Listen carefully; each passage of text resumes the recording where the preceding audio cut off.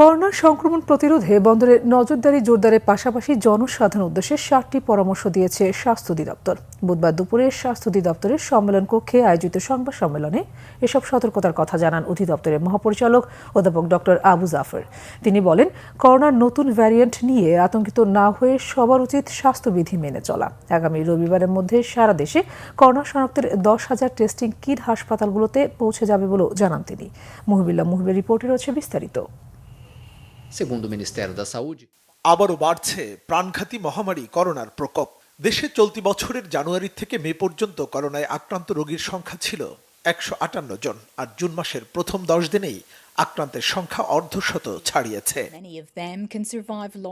5 বছর আগে বিশ্বজুড়ে ভয়াবহ রূপ নেওয়া করোনা ভাইরাস এবার ফিরেছে JN1 ভেরিয়েন্ট হয়ে। দক্ষিণ এশিয়ার বিভিন্ন দেশে করোনা সংক্রমণ বাড়তে থাকায় বাংলাদেশেও নেওয়া হয়েছে বাড়তি সতর্কতা।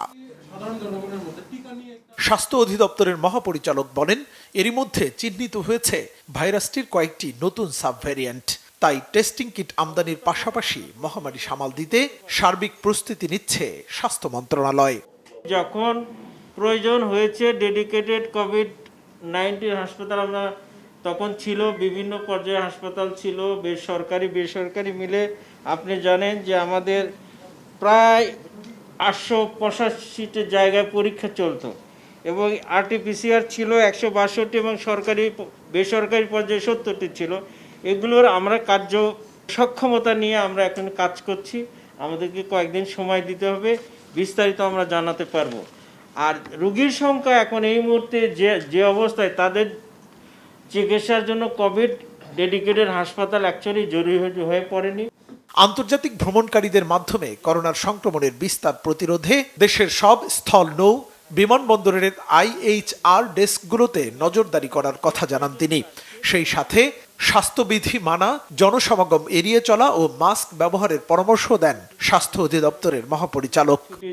এইটা কিন্তু অন্যান্য যে আশেপাশের দেশ আছে সে তুলনায় কম, কিন্তু আমরা তো অ্যাকচুয়ালি জানি না কাদের মধ্যে কি।